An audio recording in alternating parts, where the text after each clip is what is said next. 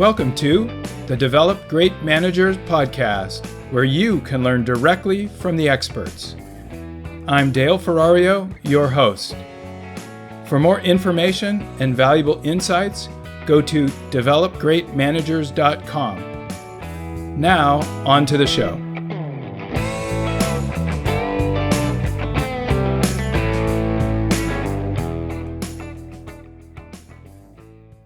Before I jump into the podcast this week, I wanted to talk a little bit about this transition from interviewing people to talking about topics. Over the last year, I interviewed a whole bunch of really good managers, and I think I was getting better and better at doing those interviews. I think the questions I asked and their answers were of incredible value. But I think that we weren't able to go deep enough around a topic.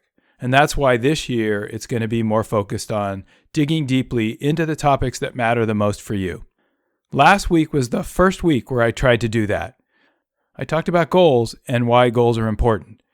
This week, I'm still talking about goals, but now I'm talking about how to define them. Last week, I think I did an okay job, and this week, I think I did a little bit better. So please stick with me.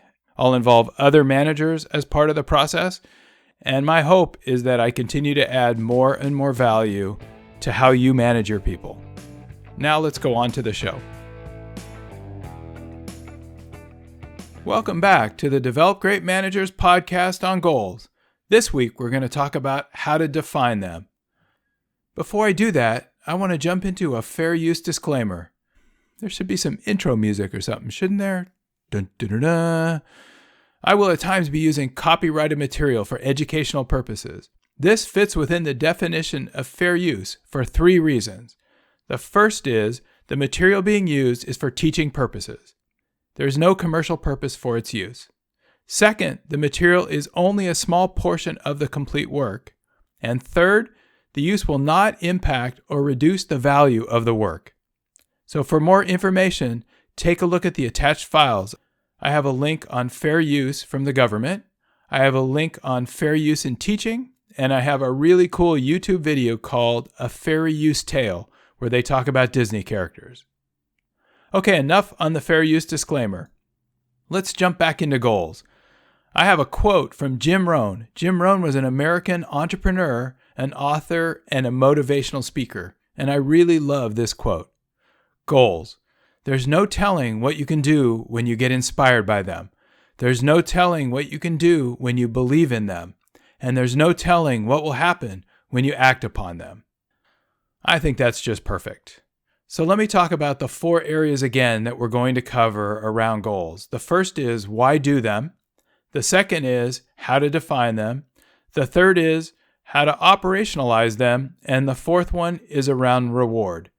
Last week, we covered why do goals. This week, it's going to be about how to define them. But before we do that, here are the 5 important reasons why you should do goals from the last podcast.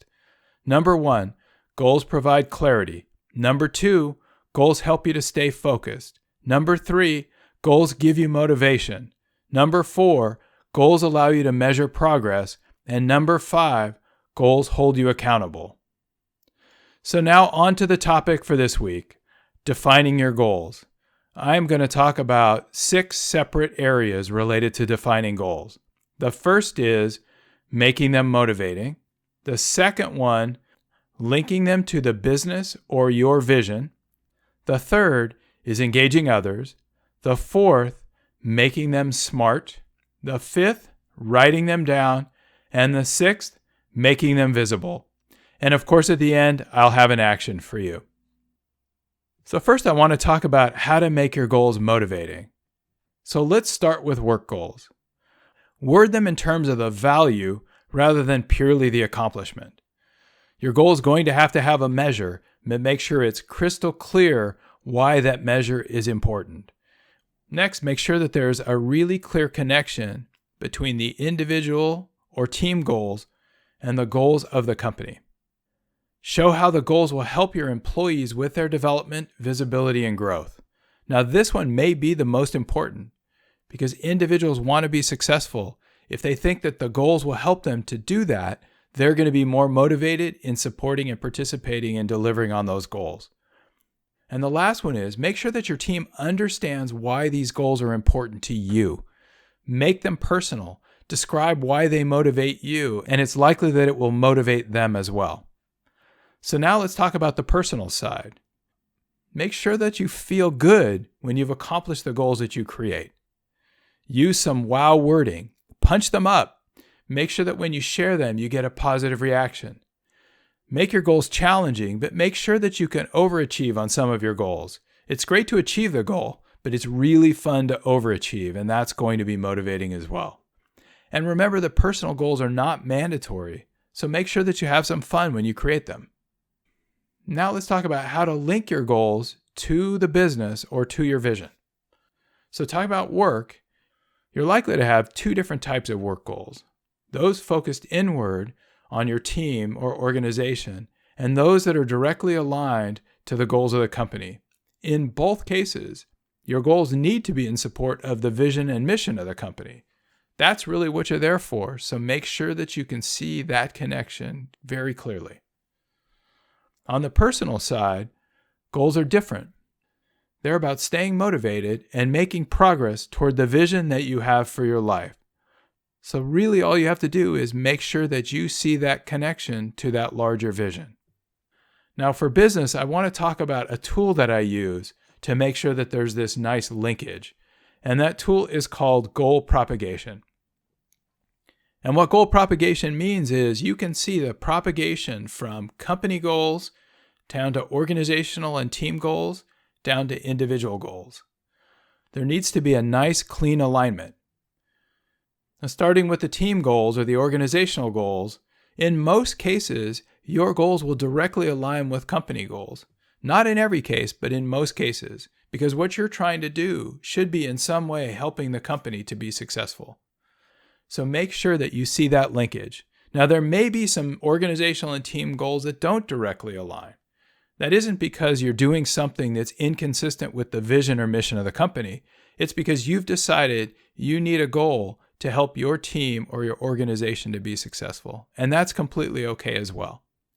Now, when you look at the individual goals, you should also be able to see linkage from the individual goals back to the organization and team goals.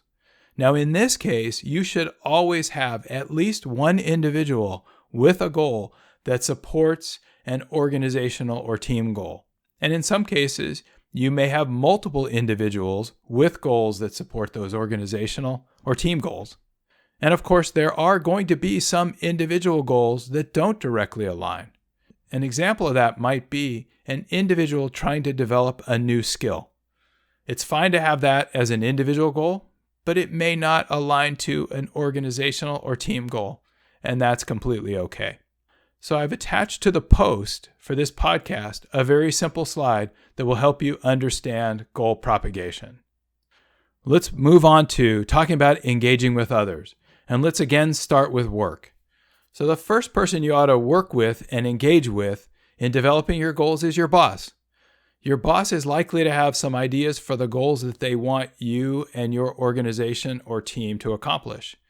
But when you meet with them, you should also bring your own ideas. It should be a conversation between you and your boss as to what goals your organization or your team takes on. The next group that you need to work with is your team. Now, you may do this before you're meeting with your boss, or you may do it afterwards. Either way is okay, but it's incredibly important that you engage your team in the process of finalizing your goals. By doing this, there'll be significantly more buy-in. So you need to listen to them, and you may need to make some modifications to make sure that they're comfortable and they're engaged, and they're going to help you to achieve those goals. And then the last group are other stakeholders. It's often required for you to achieve your team or organizational goals that others participate. It's helpful, it's valuable to go spend time with them ahead of time and make sure that there's the alignment necessary so that when you commit to your goal, you can count on them to be a part of helping you to achieve it. So let's jump into engaging with others on the personal side. The most important person to work with is your significant other. It's very likely that they are a part of your vision for the life that you'd like to have. So you should work with them on any goals that you create. Second is you should work with your family. Your family may also be impacted or help to participate in achieving your goals. So spend some time with them, just like you would with your team or your organization at work. Make sure that they're there and they're a part of helping you to develop those goals. And then the last group are others. You may have other people that, again, are going to be a part of helping you to achieve your goals. So, for example, if you decide you're going to run a marathon, you may need some training partners or others that will participate in early races as you get ready to run that marathon. So talk to them ahead of time. I do the same thing as we're considering going on a vacation. I may have a goal to do a big hike. I have some friends that hike with me. I want to talk to them ahead of time to make sure that they want to do the hike as well before I put it down as one of my goals. Next, let's talk about how to construct the goal itself. And it's very simple. Make sure that your goal is SMART. Make sure that it's specific. Make sure that the definition is concise, very clear wording. Make sure that it's measurable, something that can be quantified, ideally such that you can determine progress along the way. Make sure that it's achievable or attainable. You need to be able to achieve success. It should be challenging but realistic. Make sure that it's relevant, and we've talked about that. Make sure that it connects into the business or it connects to your personal vision. And make sure that it's time-based. Specify when the results will be achieved. So now that you've done all the work to create a good set of goals, you've engaged with others, you've made sure that it connects to the business or to your vision, and you've created them in a form that's SMART, now you just have to write them down. Write them down so that the goal is clear, the target's clear, and the timing is clear. This will reinforce that you've done all the work necessary, and it will put it in a form that you'll be able to use when you share it and when you measure against it. And then the last thing is, make sure that you take these goals that you've worked so hard on and make them visible. Talk about them. Create a poster or a screensaver. Share them on social media.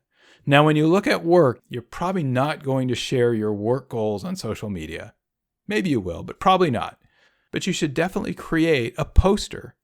Put it where your organization sits. Make sure that they can see what the goals are. Make sure that they know it's important. Make sure it's constantly visible to them. This is helpful in making sure that it's visible, but it's also helpful as you go back and start to track progress against that goal. You can use the same poster or a new poster where you're measuring progress against it and keeping everyone engaged. And on the personal side, I do think it's important to share on social media.